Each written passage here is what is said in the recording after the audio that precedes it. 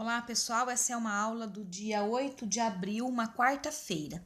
Nós faremos então a correção do texto A Casa Mal Assombrada.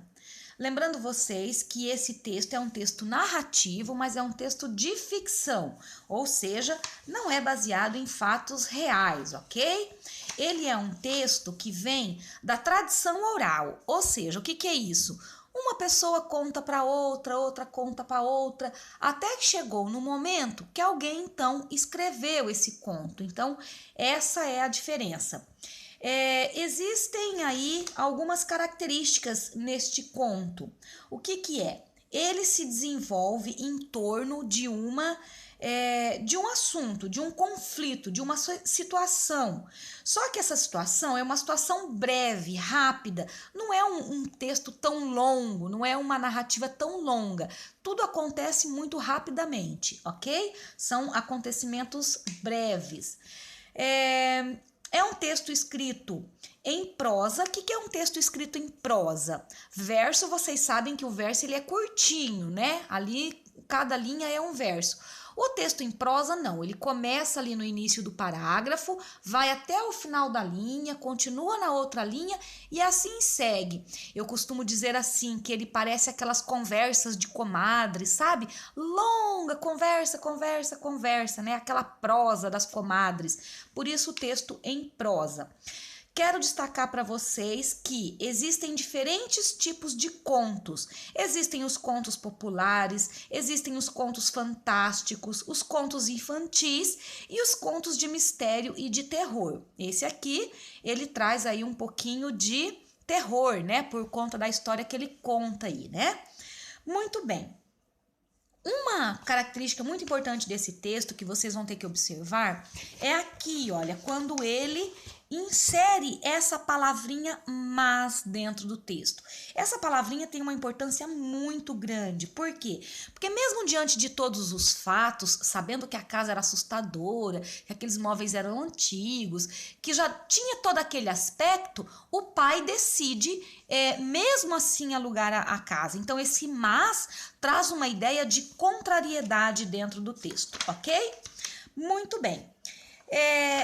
Uma outra questão é a descrição dos fatos. Vocês percebem que eles são descritos assim, eles descrevem os móveis, eles descrevem como é a casa, eles descrevem como é o personagem, tudo com muita minuciosidade, ou seja, isso vai fazendo com que mexe com a nossa imaginação de leitor. Nós, leitores, vamos imaginando como que é essa casa, como que são esses personagens que aparecem, né, para dentro do texto. Então, tudo isso para quê? Para mexer com a imaginação do autor. Muito bem.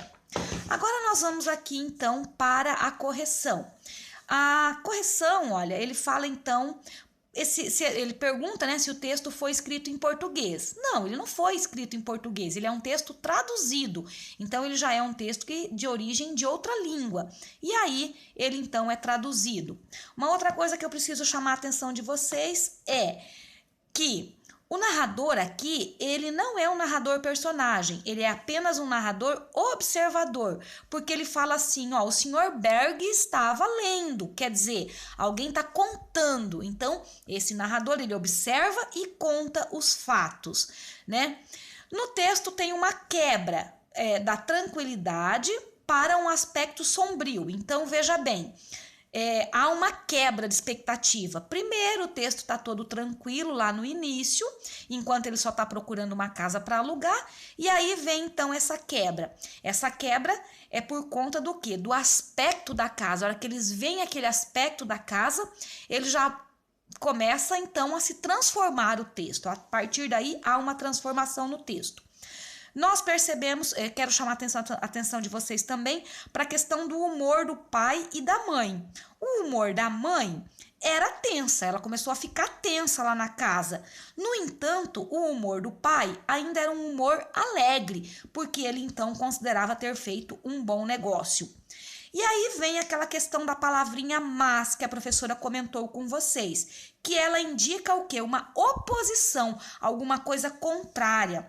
Essa palavrinha mas, ela pode ser substituída por essas palavras, olha, no entanto, entretanto, porém.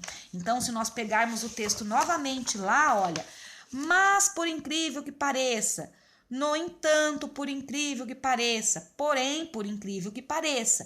Então, essas palavrinhas poderão substituir a palavrinha mas. Depois, nós vemos aqui uma coisa também que é preciso chamar a atenção, é a intenção da repetição da palavra nada, nada, quando a mãe diz assim, não gostava nada, nada. Por que que quando um autor quer enfatizar alguma coisa, ele repete essas palavras? Então, essa repetição tem o sentido de enfatizar, de dar ênfase, de dizer assim, olha, ela não gostou mesmo daquilo ali, ok? Depois, nós temos aqui a palavra soavam, que pede aí para poder pesquisar o significado dessa palavra soar. Lá no dicionário, vocês sabem que não vai aparecer a palavra soavam, vai aparecer a palavra soar, no infinitivo, porque é a forma como as palavras se encontram no dicionário. Essa palavra pode ser substituída por ecoavam, repercutiam. Então, no meio da noite, as vozes ecoavam, repercutiam, né, com choros e risos histéricos. Na número 8, está pedindo para juntar com um coleguinha. Infelizmente, nós não estamos juntinhos, então não precisa realizar essa atividade. Quero destacar para vocês a questão do desfecho. O que a gente percebe no desfecho da história?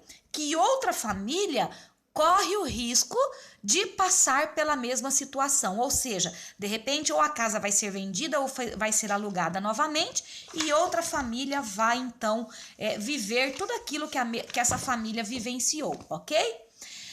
Na número 10, nós vemos aí uma ideia de passagem do tempo. Ele pergunta assim, a história se passou apenas num dia? Não, ele viu a notícia num dia e foi no outro dia, então, olhar a casa. Então, quando nós vemos essas expressões dentro do texto, nós temos aí uma passagem de tempo, ok? Uma outra, aqui ó, a expressão no meio da noite. Então, qual que é a importância dessa passagem, dessa expressão? É mostrar, então, essa passagem do tempo. Eles se mudaram quando foi à noite, quer dizer, o tempo já passou, o tempo já correu. Nós já estamos ali vivenciando no texto um momento noturno ali, à noite, ok? E aí nós temos aqui alguns destaques. Ontem, no dia seguinte, depois, em seguida, durante,